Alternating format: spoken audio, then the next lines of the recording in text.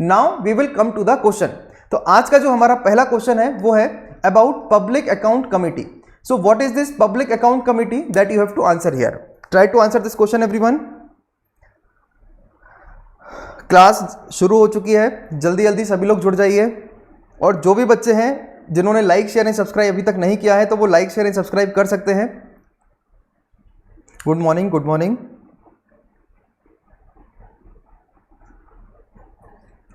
Question है हमारा public account committee के ऊपर। पब्लिक अकाउंट कमिटी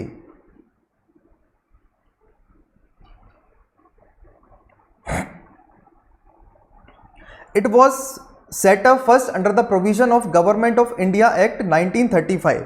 ठीक है, तो जो पब्लिक अकाउंट कमिटी है तो क्या वो 1935 गवर्नमेंट ऑफ इंडिया एक्ट में बनाया गया था।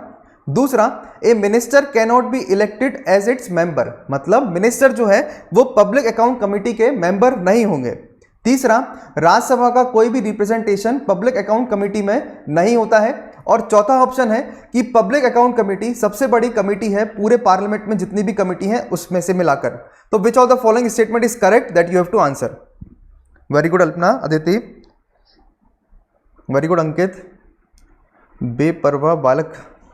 देखो इतना बढ़िया आंसर दिया आपने, बिल्कुल सही आंसर दिया है, तो नाम भी अच्छा रखो थोड़ा, है ना। Try to answer this question everyone. Public account committee के ऊपर क्वेश्चन है, ठीक है। पब्लिक अकाउंट कमिटी जो है वो बिल्कुल सही बात है 1935 में इसको बनाया गया था। कब बनाया था? 1935 में पब्लिक अकाउंट कमिटी को बनाया गया था। पब्लिक अकाउंट कमिटी में केवल लोकसभा के मेंबर होते हैं, राज्यसभा में पब्लिक अकाउंट कमिटी के कोई भी मेंबर नहीं होते हैं। तो ये स्टेटमेंट भी आपका सही हो गया कि राज्यसभा हैज नो रिप्रेजेंटेशन।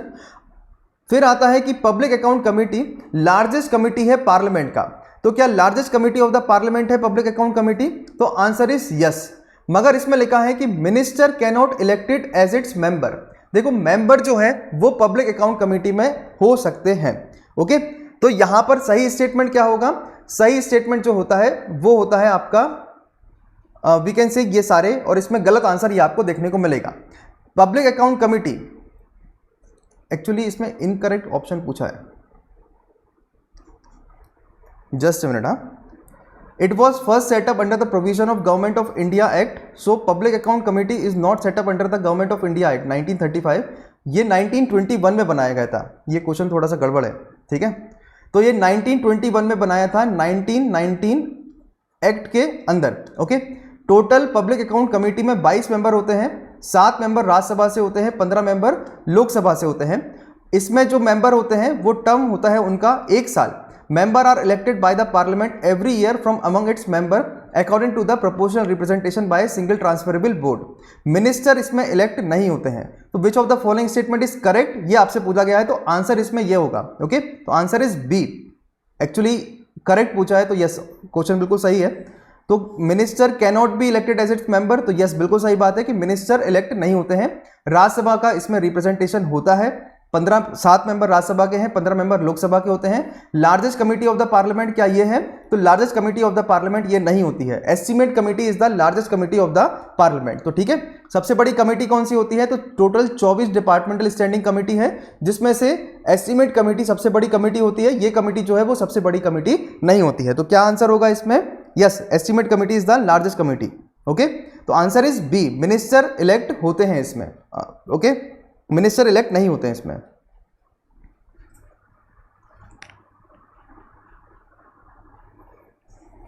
चलो नेक्स्ट क्वेश्चन पर आते हैं। क्वेश्चन है एग्जिट पोल के रिगार्डिंग। ओके, कल चुनाव हुए, एग्जिट पोल में था कि BJP will going to have a majority in 4 states, तो वो उनको मिला। आम आदमी पार्टी को भी मेजोरिटी पंजाब में बोला गया था एग्जिट पोल में, तो वो भी आम आदमी पार्टी को भी मेजोरिटी को मिला। तो एग्जिट पोल होते हैं। अब एग्जिट पोल न्यूज में है क्योंकि 5 राज्यों में चुनाव हुए हैं, तो इसके रिगार्डिंग आपसे यहां पर क्वेश्चन पूछा गया है।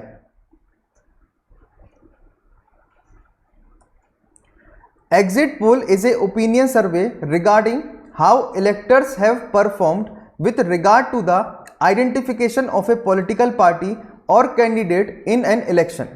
Exit poll एक opinion survey है उसमें बताया जाता है कि कैसे इलेक्टर परफॉर्म करते हैं with the identification of a political party or candidate in a election. दूसरा, no person shall conduct any exit poll or publish its result during the election time as notice by the election commission of India.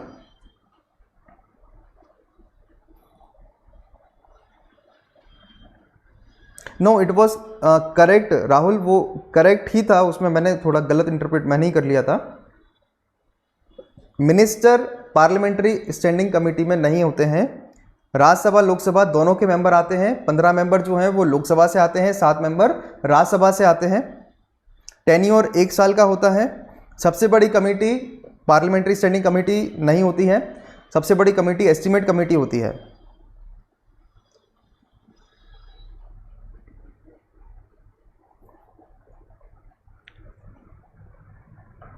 ठीक है, चलिए ये exit poll के ऊपर question को solve करिए।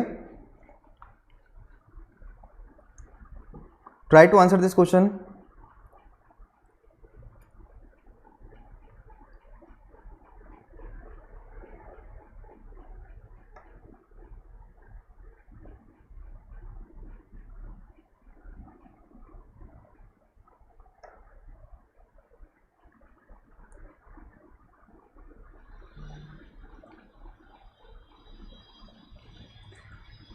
Consider the following statement about exit poll. ठीक है, yes very good. Exit poll एक ओपिनियन सर्वे है रिगार्डिंग कैसे इलेक्टर परफॉर्म करते हैं identification of a political party or candidate in a election. बिल्कुल सही बात है। एग्जिट पोल होता क्या है? तो एग्जिट पोल एक ओपिनियन पोल होता है। ठीक है, एक ओपिनियन सर्वे होता है कि बीजेपी के लगभग पर्टिकुलर एरिया में इतनी सीट्स आएंगी, यहां पर इतनी सीट्स आएंगी, तो एक ओपिनियन पोल की तरह वो काम करता है। दूसरा, no person shall conduct any exit poll and publish its result during the election time as noted by the election commission. मतलब जो नोटिस करता है इलेक्शन कमीशन, तो कोई भी पर्सन कंडक्ट नहीं करेगा एग्जिट पोल और पब्लिश नहीं करेगा ड्यूरिंग द इलेक्शन टाइम। मतलब कि जब वोटिंग चल रही होगी तो उसमें क्या होगा? अब देखिए, अगर बीजेपी वोटिंग के दौरान ही बता देंगे कि मेजोरिटी में आ रही है, तो वोटिंग देने वाले इन्फ्लुएंस हो सकते हैं ना। सो दैट्स व्हाई ये आंसर भी बिल्कुल सही है कि ड्यूरिंग द वोटिंग पीरियड ये काम नहीं होगा। वोटिंग पीरियड के बाद, इलेक्शन डेट के पहले एग्जिट पोल जो है वो आते हैं। ठीक है, तो यहां पर आंसर क्या होगा? Both 1 and 2 will be the right answer here. Getting this point? ठीक है, देखो section 126A of the RPA act clearly states that no person shall conduct any exit poll publish or publicise by means of the print or electronic media in any other manner whatsoever the result of an exit poll during such period may be notified by the election commission in this regard. Further, any person जो कॉन्ट्रवीन करेगा इस provision में, उसको punishable offence माना जाएगा, 2 साल की सजा या फिर फाइन देना पड़ सकता है।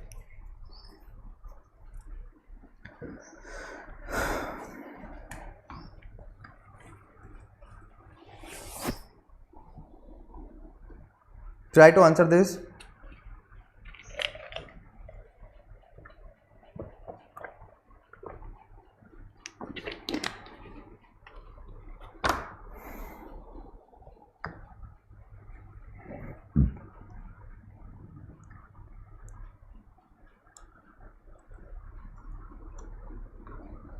नेक्स्ट क्वेश्चन है, करेक्ट स्टेटमेंट आपको बताना है।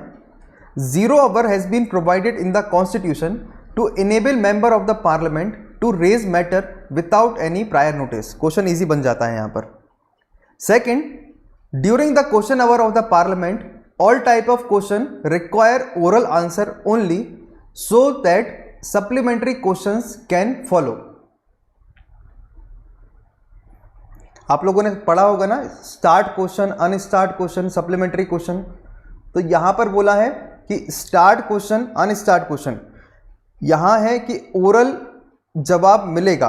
क्या ऐसा होता है कि क्वेश्चन आवर के दौरान पार्लियामेंट में जितने भी क्वेश्चन पूछे जाएंगे उन सभी क्वेश्चन का जवाब ओरल आंसर मिलेगा, और उसके बाद जिससे कि supplementary questions can follow. Which of the following is correct that you have to answer?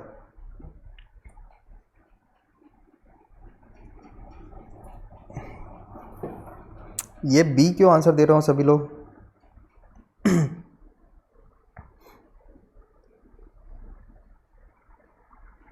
वानी, अंकित, अल्पना, अदिति,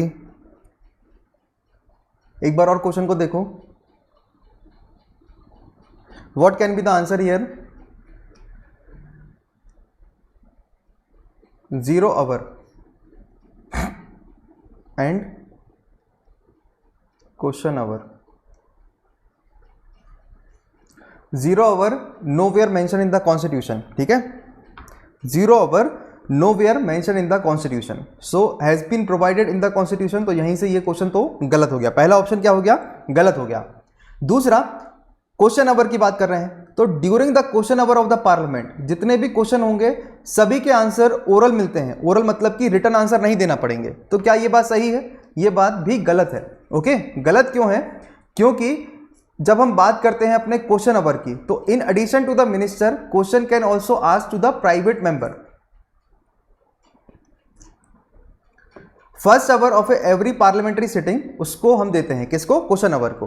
इस टाइम पे मेंबर क्वेश्चन पूछता है, मिनिस्टर यूजुअली आंसर देते हैं.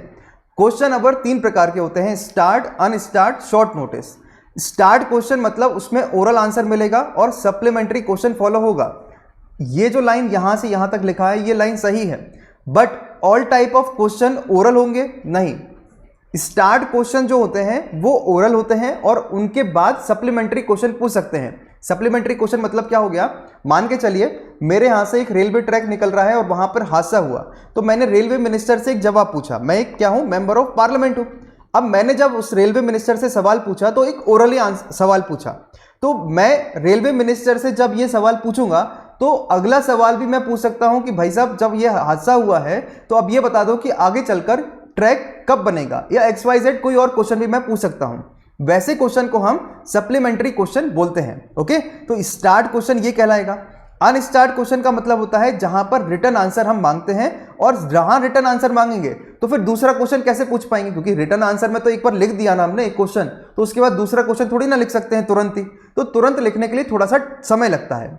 शॉर्ट नोटिस क्वेश्चन ऐसे होते हैं जो कि 10 दिन से कम नोटिस में उनके लिए पूछे जाते हैं. और जहां शॉर्ट नोटिस क्वेश्चन होगा तो शॉर्ट नोटिस में जब आप जवाब मांग रहे हो तो फिर जल्दी आंसर देना पड़ेगा ना उसका. तो जल्दी आंसर आप लिखित में नहीं दे सकते क्योंकि 1-2 पन्ने का आंसर नहीं होता, वो 8-10 पन्ने का आंसर होता है. तो उसमें जो आंसर दिया जाता है वो ओरली आंसर दिया जाता है. तो क्वेश्चन आवर में क्या होगा?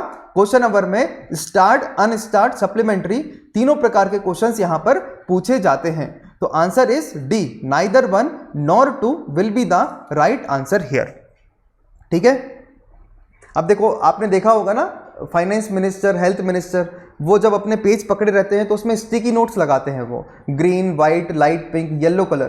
तो वो अपने अपने तरीके से डिस्टिंग्विश करने के लिए जो है वो ऐसे इस तरीके के वो लगाते हैं, है ना. 0 ओवर की बात करेंगे तो 0 ओवर कहीं पर भी मेंशन नहीं है संविधान में, ना ही वो रूल्स ऑफ प्रोसीजर में मेंशन है. ये एक इनफॉर्मल डिवाइस है जो कि इंडिया ने शुरू किया था 1962 में. 0 ओवर शुरू होता है इमीडिएटली क्वेश्चन ओवर के बाद और ये खत्म कब होता है? जब एजेंडा ऑफ द डे हम लोग उठाते हैं. Getting this point everyone? ठीक है,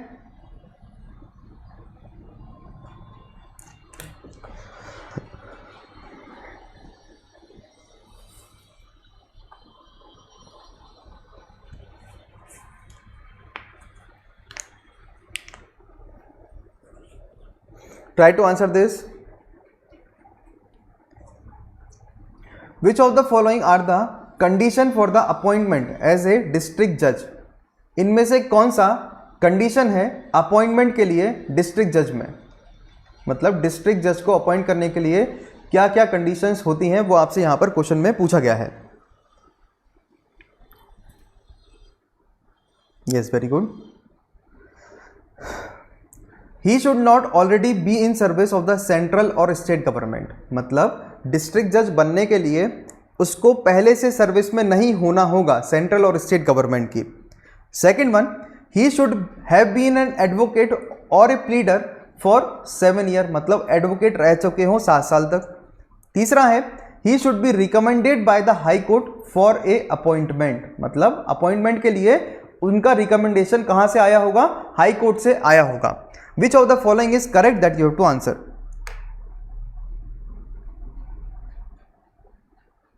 ट्राई टू आंसर दिस।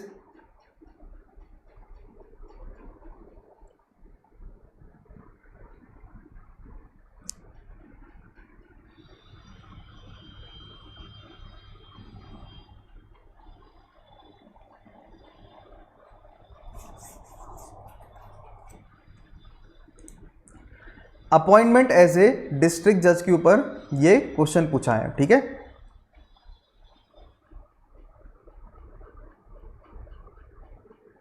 देखो 7 साल वाला क्राइटेरिया तो सही है, ठीक है। Recommended by the high court for a appointment, तो ये भी बिल्कुल सही बात है, क्योंकि डिस्ट्रिक्ट कोर्ट में अपॉइंट कर रहे हो। ये क्या हो गए? ये डीजे हो गए, एक होते हैं एडीजे, ओके। तो डिस्ट्रिक्ट जज का अपॉइंटमेंट जो है वो हाई कोर्ट के रिकमेंडेशन से होता है। आंसर सेकंड और थर्ड सही है, बट फर्स्ट भी जो है वो सही है। He should not already been in the service of a union or a state government. तो आर्टिकल 209 ऑफ द कॉन्स्टिट्यूशन में बोला गया है कि appointment of a person and the posting promotion of a district जज in any state shall be made by the governor of the state in consultation with the high court exercising jurisdiction in relation to the such state. मतलब कि जब हम district जज का appointment करेंगे तो who will going to appoint him? Governor will going to appoint him. और किससे कंसल्टेशन करके गवर्नर अपॉइंट करेगा? हाई कोर्ट से कंसल्ट करके अपॉइंट करेगा डिस्ट्रिक्ट जज को। इसके क्राइटेरिया क्या है? तो पहला क्राइटेरिया है कि वो यूनियन और स्टेट गवर्नमेंट में सर्विस में नहीं होना चाहिए। दूसरा, वो एलिजिबल होना चाहिए as a appointment of district जज if it has not been for not less than 7 year as a advocate. मतलब 7 साल का एडवोकेट का एक्सपीरियंस होना चाहिए और हाई कोर्ट का रिकमेंडेशन उसमें अनिवार्य होता है। तो आंसर क्या होगा? 1, 2 and 3 will be the right answer here. अभी क्लियर हो गया सभी को? I want everybody response.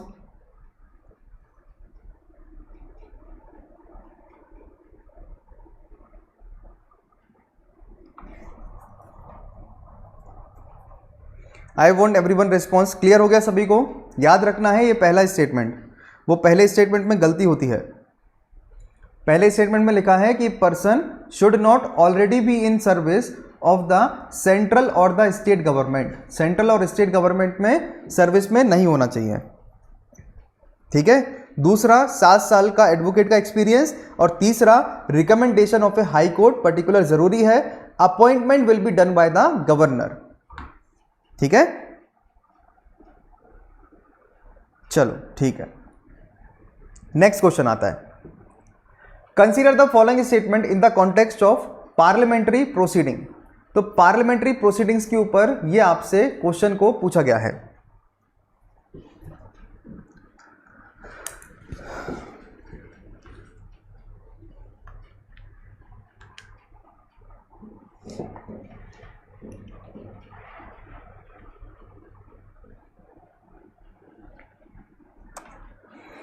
Try to answer this. Quorum is 1/10 of the total number of member in each house excluding the presiding officer. क्या quorum में हम presiding officer को count नहीं करते हैं? दूसरा, a member can address the house only in language mentioned in the 8th schedule of the Indian Constitution. बहुत अच्छा क्वेश्चन है। अब देखो, भेड़ चाल नहीं चलना है सभी लोगों को, है ना। पहले सोचना है फिर आंसर करना है।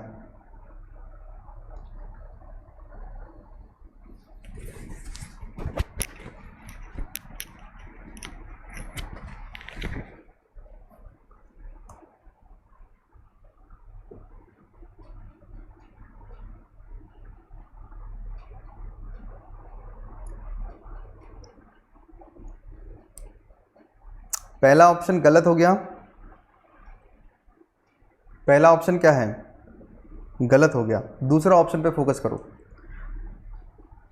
सी, कट ऑफ जानी है 90 to 100। मैं बार बार बोल रहा हूं आप लोगों को, सबसे अच्छा मूल मंत्र है कि आपके 30 से 40 नंबर डायरेक्ट आप पॉलिटी से गेन कर सकते हो। ये क्वेश्चन को सॉल्व कर करके बार बार सॉल्व करो इन क्वेश्चंस को।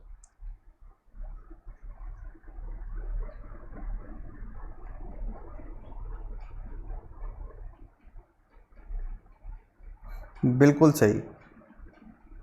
तो आपने ये आंसर क्यों दिया? आपने बिल्कुल सही आंसर दिया। ये member can address the house only in the language mention in the 8th schedule, ये गलत हो गया। तो जब ये गलत है तो पहला वाला भी तो गलत है, एक्सक्लूडिंग द प्रिसाइडिंग ऑफिसर नहीं है, इंक्लूडिंग द प्रिसाइडिंग ऑफिसर है। Yes, very good. ठीक है, तो quorum is a minimum number of member required to be present in the house before it can transact any business. 1/10 of the total membership of the house including the presiding officer। 55 member होने चाहिए लोकसभा में कम से कम और 25 member होने चाहिए राज्यसभा में to proceeding.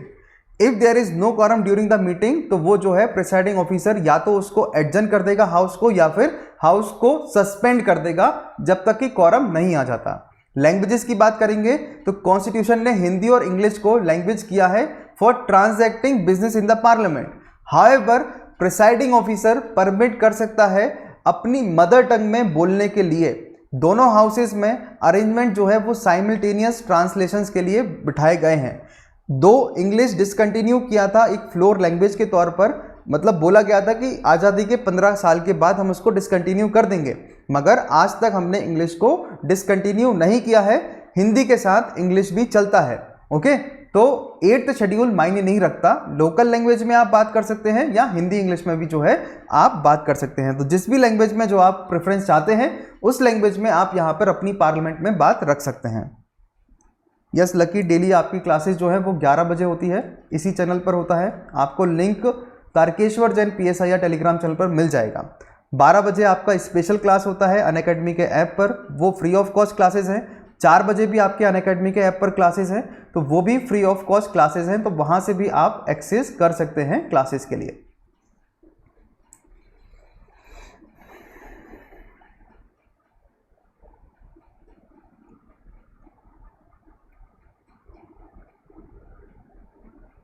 Try to answer this question.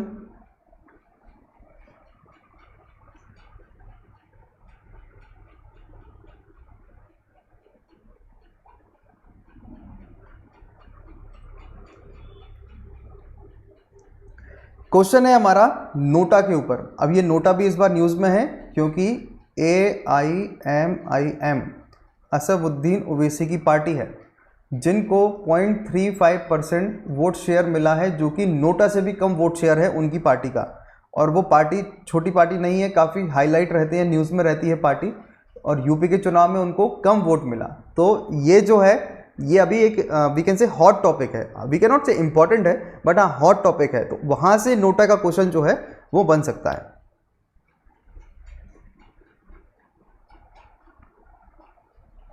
Question है, in this option voters are able to exercise their right not to vote for candidate while maintaining the secrecy of their ballot. For the return of security deposit to candidate, votes polled against the nota option are not taken into account for calculating the total valid vote polled. Supreme court ने बोला है कि election commission of India may provide for nota option on EVMs and ballot paper. तो NOTA का जो option आया क्या वो सुप्रीम कोर्ट की रूलिंग की वजह से आया या फिर इलेक्शन कमीशन का ये अपना खुद का इनोवेशन है?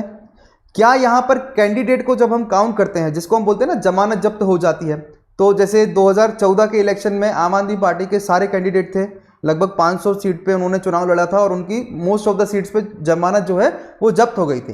तो जमानत जब्त का मतलब क्या हो गया कि उनका जो सिक्योरिटी डिपॉजिट है वो उनको वापस नहीं मिलेगा, है ना। तो सिक्योरिटी डिपॉजिट वापस तब मिलता है जब मिनिमम एक वोटिंग उनका पूरा हो जाए। नोटा के जो वोट डलते हैं वो मिनिमम वोटिंग के क्राइटेरिया को काउंट नहीं करा जाता है उसमें, ठीक है। तो आंसर यहां से क्या निकलेगा आपका, ऑल ऑफ द अबव, यानी कि 1, 2 and 3 will be the right answer here, ठीक है। So in this option voters are able to exercise their right not to vote for candidate, और वो अपनी सीक्रेसी भी यहां से मेंटेन कर सकते हैं। सिक्योरिटी डिपॉजिट जो होते हैं कैंडिडेट के, वहां पर जो वोट पोल्ड होते हैं against the NOTA option are not taken into account for calculating total vote polled etcetera. Supreme court की वजह से जो है नोटा ऑप्शन ईवीएम और बैलेट पेपर पे हमें देखने को मिलता है। Okay, so provision for NOTA has been made since general election to the state legislative assembly. Madhya Pradesh, Mizoram, इन सब में जो है हुआ था 2013 में। कंटिन्यू किया गया इसको आंध्र प्रदेश, अरुणाचल, सिक्किम में 2014 में, along with the general election to the 16th Lok Sabha, मतलब 2013 से वो जो है वो चलता आ रहा है। According to the direction of the supreme court, election commission made provision so that voters जो पोलिंग बूथ पर आ रहे हैं और वो डिसाइड नहीं कर पा रहे हैं किस कैंडिडेट को वोट देना है, तो वो नोटा पे वोट कर सकते हैं। Voters pulled against the NOTA option are not taken into account for calculating the total valid voters, तो ये भी ऑप्शन हो गया। 2004 में people's union for civil liberty, इन्होंने एक पिटीशन को फाइल किया था जिसमें उन्होंने बोला था कि एक बैलेट पेपर पे और ईवीएम में राइट नॉट टू वोट का भी ऑप्शन होना चाहिए, और 2004 की पिटीशन का जवाब 2013 में सुप्रीम कोर्ट ने दिया हुआ था। ठीक है, अब देखो ये ज्ञान की बात है, इस ज्ञान की बात को आप थोड़ा सा याद रख लो। तो PUCL, ये people's union for civil liberty, इन्होंने पिटीशन फाइल किया था, जिस पिटीशन के जवाब में सुप्रीम कोर्ट ने बोला था कि हाँ हमारे देश में नोटा होना चाहिए। सुप्रीम कोर्ट था, बिल्कुल था।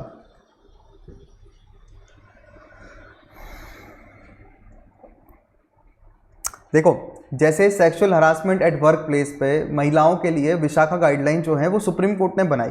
आज तक पार्लियामेंट ने महिलाओं के लिए वर्क प्लेस पर सेक्सुअल हरासमेंट का कोई भी एक कंक्रीट चीज़ नहीं बनाया है। ठीक है, मैटरनिटी बेनिफिट एक्ट वो सब बनाया है, मगर सेक्सुअल हरासमेंट जो होता है, यानी कि बड़े अधिकारी छोटे जो अधिकारियों को जो हरास करते हैं, स्पेशली महिलाओं को इन टर्म्स ऑफ बेनिफिट्स और एक्सेट्रा, तो वैसी चीज़ों पे कुछ नहीं बनाया। तो सुप्रीम कोर्ट ने वहाँ पर जाके क्या है अपनी रूलिंग दिया विशाखा गाइडलाइन के नाम पे। वैसे ही नोटा के ऑप्शन में भी सुप्रीम कोर्ट ने यहाँ पर हेल्प किया। Yes, very good.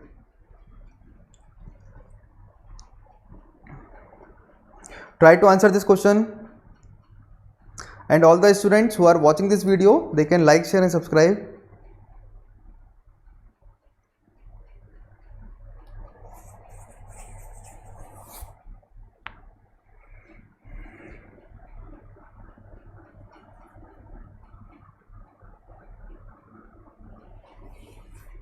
क्वेश्चन है, बहुत अच्छा क्वेश्चन है कि किन तरीकों से पार्लियामेंट में लैक ऑफ कॉन्फिडेंस शो होता है सरकार का। जब सेंसर मोशन पास हो जाए, जब मोशन ऑफ थैंक्स पास हो जाए, या पॉइंट ऑफ ऑर्डर रेज हो जाए।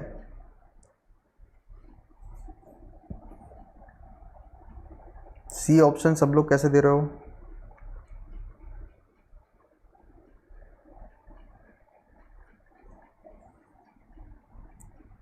लैक ऑफ कॉन्फिडेंस कब शो होता है? वर्ड पर जाना, पासिंग, पासिंग, रेजिंग।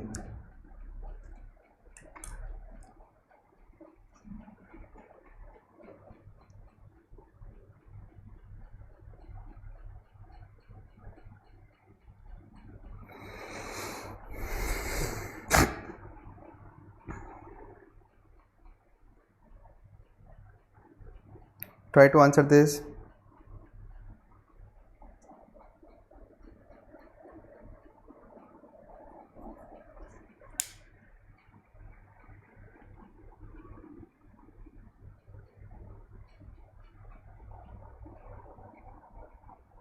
यस, यही दीप्ति मैं सुनना चाहता था।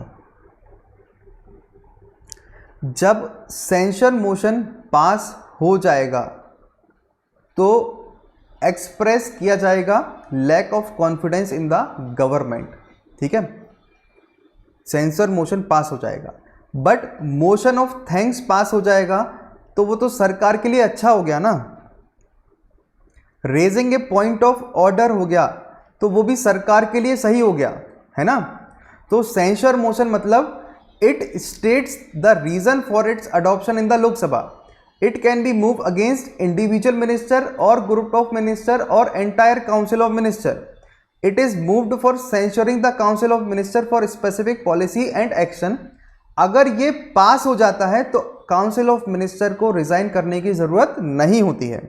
ठीक है, मोशन ऑफ थैंक्स की बात करते हैं तो मोशन ऑफ थैंक्स प्रेसिडेंट देते हैं। कब कब देते हैं? तो इलेक्शन के तुरंत बाद का पहला सेशन और हर साल का पहला सेशन प्रेसिडेंट देते हैं। First session for every physical year is addressed by the president.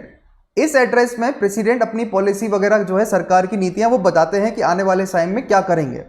This address of the president is discuss in both the houses on A motion of thanks, और एंड ऑफ द डिस्कशन में motion को vote किया जाएगा। This motion must be passed in the house, otherwise यहां पर defeat of the government हो जाएगा।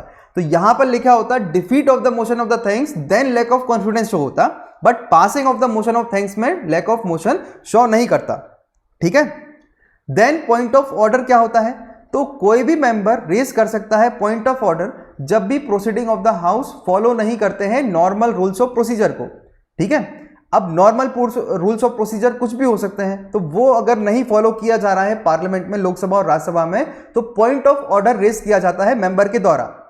Point of order relate करना चाहिए उस इंटरप्रिटेशन से और एनफोर्समेंट से जो कि रूल ऑफ लोकसभा में लिखा हो या राज्यसभा में लिखा हो, जिससे कि रेगुलेट कर रहा हो हमारा पूरा बिजनेस। एंड वो पॉइंट ऑफ ऑर्डर में वो क्वेश्चन रेस होना चाहिए जो कि कॉग्निजेंस विद द स्पीकर हो, यानी कि स्पीकर उससे सहमत हो। It is usually raised by the opposition member in order to control the government. ये एक एक्स्ट्रा ऑर्डिनरी डिवाइस है और ये सस्पेंड कर देता है proceeding before the house, and no debate is allowed on a point of order. तो raising a point of order से कोई फर्क नहीं पड़ता लैक ऑफ कॉन्फिडेंस में, raising a point of order से कोई फर्क नहीं पड़ता। पासिंग ए सेंसर मोशन से लैक ऑफ कॉन्फिडेंस शो हो जाएगा क्योंकि वहां पर पास हो गया, मगर मोशन ऑफ थैंक्स जब पास हुआ तो उससे तो फायदा हुआ क्योंकि सरकार कॉन्फिडेंस में है तभी तो ये पास हुआ। मगर सेंसर मोशन अपोजिशन पार्टी लेके आती है और ये मेन यानी कि जो रूलिंग पार्टी है वो लेकर आती है मोशन ऑफ थैंक्स। अब देखिए अपोजिशन पार्टी सेंसर मोशन लेकर आई, वो पास करवा दिया उसने, मतलब सरकार बहुमत में नहीं है। ठीक है। तो इसीलिए यहां पर जो आंसर होगा वो 1 ओनली होगा। अभी विश्वजीत समझ में आया आपको? मैं लक्ष्मीकांत से भी क्वेश्चन उठाने की कोशिश करूंगा, पक्का उससे क्वेश्चन भी आपको सॉल्व करवाऊंगा।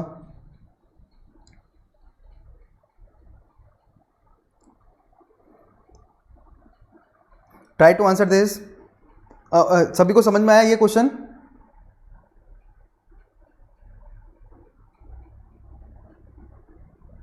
ठीक है। चलो नेक्स्ट क्वेश्चन। चार 400 क्वेश्चन इस पूरे महीने में हमें सॉल्व करने हैं। Okay. 400 plus questions related to polity we have to solve. 400 plus question we will going to solve on economy. आज इकोनॉमी के 100 क्वेश्चंस हो जाएंगे हमारे solve. Okay. Then 200 plus questions we will going to solve related to environment. 1000 question इस महीने, 1000 question next महीने और लगभग 2000 क्वेश्चन मई में। उसके बाद तो फिर अगर नहीं निकल रहा है ना तो फिर बेकार है जिंदगी। देखो लक्ष्मीकांत से क्वेश्चन आते हैं नहीं आते हैं ऐसा कुछ नहीं है, आप लोगों का मिथ होता है। क्वेश्चन ऐसे पूछे जाते हैं जो मैं आपको बता रहा हूं। थोड़ा सा उन्होंने बस रेजिंग, प्रेजिंग, पासिंग इसमें ही यूपीएससी खेल लेता है। नॉट ओनली, ये छोटी छोटी सी चीज़ें होती हैं। जैसे इकोनॉमी के क्वेश्चन करने जाओगे जब मैं आपको पढ़ाता हूं तो उसमें ओनली वर्ड पे पूरा क्वेश्चन हो जाता है।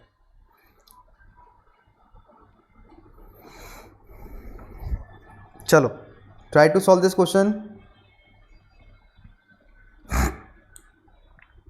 Very good.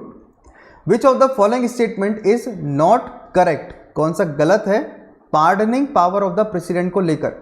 Pardoning power of the president को लेकर कौन सा क्वेश्चन गलत है वो आपको यहां पर बताना है। He acts on his discretion while exercising this power, मतलब प्रेसिडेंट जब पार्डनिंग पावर का इस्तेमाल करता है तो क्या वो डिस्क्रिशन होता है उसका? दूसरा, his decision is subject to judicial review, मतलब पार्डनिंग पावर जब प्रेसिडेंट देता है तो क्या वो जुडिशियल रिव्यू के अंदर आएगा, मतलब उस कोर्ट को रिव्यू कर सकता है क्या? तीसरा, the petitioner for mercy has no right to an oral hearing, मतलब प्रेसिडेंट की ओरल हियरिंग का राइट नहीं होता है जो मर्सी पिटीशन लगाता है। Fourth one, he is not bound to give reason for his order, he is not bound to give reason for his order. Fourth तो बिल्कुल सही है अपना, फोर्थ में कोई दिक्कत यहां पर नहीं है, मगर ये वाला जो स्टेटमेंट है वो गलत है। क्यों है गलत? क्योंकि मैं 1000 बार बोल चुका हूं कि प्रेसिडेंट के पास कोई भी पार्डनिंग पावर नहीं होते हैं। प्रेसिडेंट के पास कॉन्स्टिट्यूशनल पार्डनिंग पावर नहीं है, गवर्नर के पास कॉन्स्टिट्यूशनल पार्डनिंग पावर होते हैं। He acts on his discretion while exercising his power, नहीं भाई, जुडिशियल रिव्यू होता है, राइट टू हियरिंग हो सकता है, ओरल हियरिंग, और he is not bound to give reason. Okay, तो ये तीनों सही हैं, ये वाला स्टेटमेंट जो है वो आपका गलत होगा। सिचुएशनल डिस्क्रिशन है, this is not a situational discretion. Shagufa option का जो इकोनॉमी का टाइमिंग है वो है 12 बजे।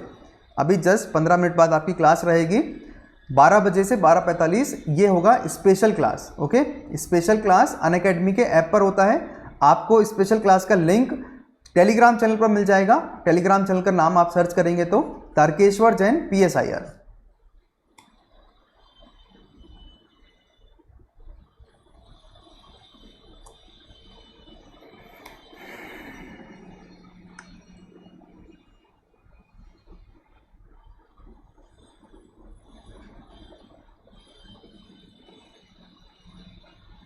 ठीक है,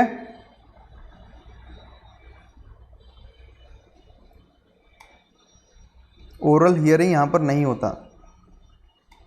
चलो next question, try to solve this.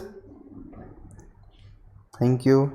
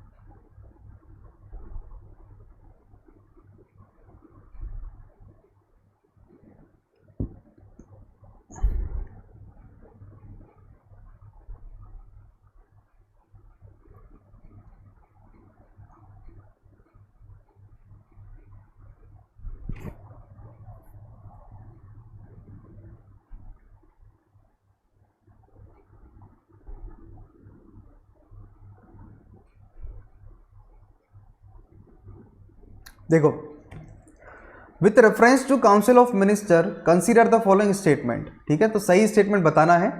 Add and advice reconsider by council of minister on the president recommendation is binding on the president. मतलब काउंसिल ऑफ मिनिस्टर के रिगार्डिंग आपसे ये क्वेश्चन पूछा गया है। पहला ऑप्शन है कि जो एड और एडवाइस काउंसिल ऑफ मिनिस्टर्स देते हैं प्रेसिडेंट के रिकमेंडेशन पे, वो बाइंडिंग होता है प्रेसिडेंट को। Aid and advice council of minister का प्रेसिडेंट के ऊपर बाइंडिंग होता है। दूसरा, अकॉर्डिंग टू द कॉन्स्टिट्यूशन जो भी एडवाइस काउंसिल ऑफ मिनिस्टर देता है to the minister shall not be inquired into any court. मतलब जो भी advice council of minister president को देंगे वो किसी भी कोर्ट में जुडिशियल रिव्यू नहीं होगा उसका। तीसरा, council of minister shall be collectively responsible to the parliament. अब देखो यहां से ही तो आपका आंसर जो है वो निकल आता है। कैसे निकलेगा कि council of ministers are responsible only to the Lok Sabha. मगर पहले दो ऑप्शन बहुत तगड़े हैं, अगर तीसरा ऑप्शन भी तगड़ा होता ना तो ये क्वेश्चन क्या होता आपका, तीसरा ऑप्शन जो है वो अगर तगड़ा होता तो क्वेश्चन टफ बन जाता है यहां पे। Okay, so advice tender by the council of minister to the president shall not be inquired into any court, मतलब जुडिशियल रिव्यू यहां पर नहीं आता है। Aid and advice reconsider by the council of minister is binding on the president, बिल्कुल सही बात है, बाइंडिंग ऑन द प्रेसिडेंट होता है क्योंकि प्रेसिडेंट के पास खुद के कोई भी डिस्क्रिशनरी पावर नहीं होते। ठीक है, चलो नेक्स्ट क्वेश्चन। 80 क्वेश्चन सॉल्व करना है टोटल में। ठीक है,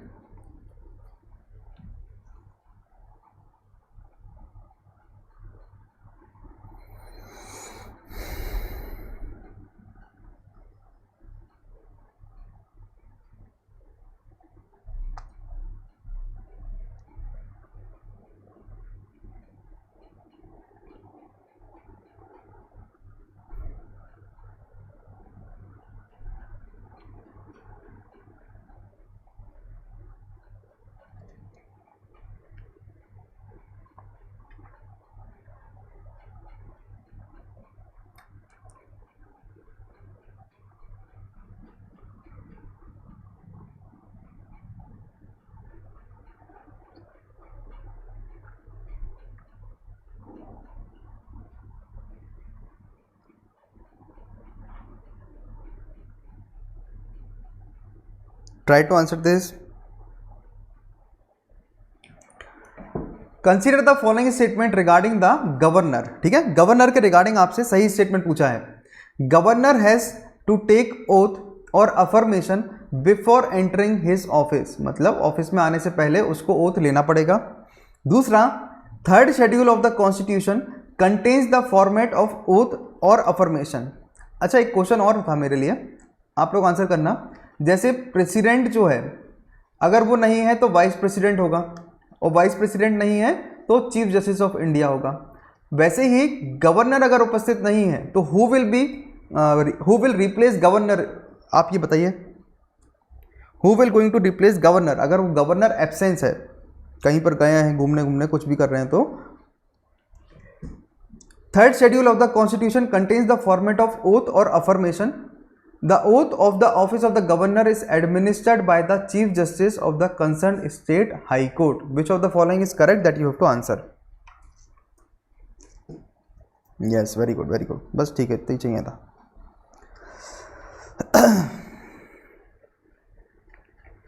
देखो, थर्ड शेड्यूल में ओथ और अफर्मेशन नहीं है, ठीक है, और गवर्नर जब ऑफिस में आने से पहले उसको ओथ लेना पड़ेगा, ऐसे ही प्रेसिडेंट को, ऐसे ही वाइस प्रेसिडेंट को, मगर मिनिस्टर को ऐसा नहीं होता। Oath of the office of the governor is administered by chief justice of the concern high court, this is true. तो आंसर क्या होगा? 1 and 3 only will be the right answer. Yes, very good, 1 and 3 will be the right answer. Before entering the office, governor has to make and subscribe oath and affirmation.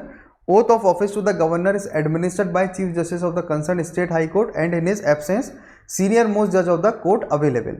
Oath and affirmation by the governor, तो every governor, every person discharging the function before entering upon the office make and subscribe in the presence of the Chief Justice of the high court exercising jurisdiction in relation to the state or in his absence senior most judge of the court available and oath or affirmation. Third schedule में क्या है? Oath and affirmation. तो उसमें minister के oath है, election commission candidate के oath है, MPs के ओथ, चीफ जस्टिस, मगर इसमें गवर्नर के ओथ नहीं आते। प्रेसिडेंट, गवर्नर, वाइस प्रेसिडेंट के ओथ आपको थर्ड शेड्यूल में नहीं होंगे। चलो एक क्वेश्चन ये,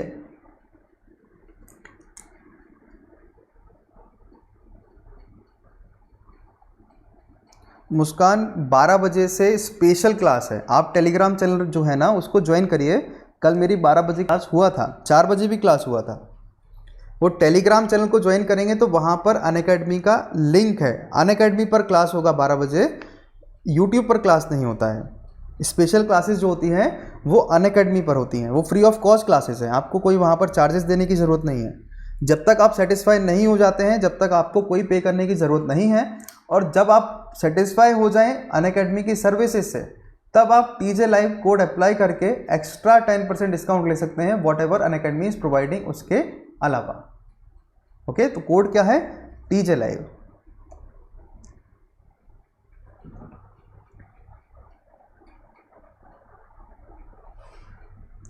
consider the following statement regarding the non fungible token, NFT. हटके क्वेश्चन है। NFT are token that are used to represent ownership of unique item जैसे कि आर्ट, कलेक्टिबल और इवन रियल एस्टेट। ये एक टोकन होते हैं जो ओनरशिप को रिप्रेजेंट करते हैं, art, collective, real estate. NFTs are interchangeable like crypto currency. तो क्या बार्टर सिस्टम की तरह NFT काम करता है? So which of the following is correct that you have to answer?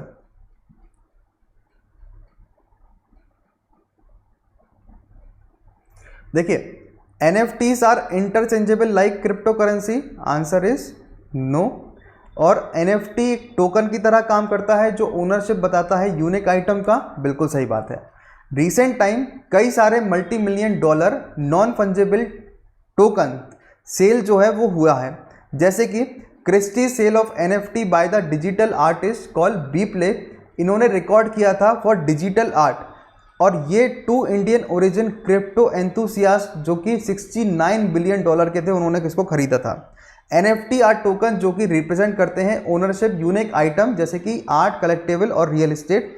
They can only have 1 official owner at a time and वो secure होते हैं इथेरियम ब्लॉकचेन से। मतलब जैसे ब्लॉकचेन पे ये अपना क्रिप्टो करेंसी काम करता है वैसे ये काम करते हैं, और इसको कोई भी मॉडिफाई नहीं कर सकता है इसकी ओनरशिप के लिए, ना ही कॉपी पेस्ट करके नया एफटी बना सकता है। तो इथेरियम ब्लॉकचेन पे एनएफटी काम करते हैं, और इनका जो है आर्ट, रियल एस्टेट, इन सब में instead of giving the money, इन सब चीज़ों में जो है वो डील करता है इथेरियम।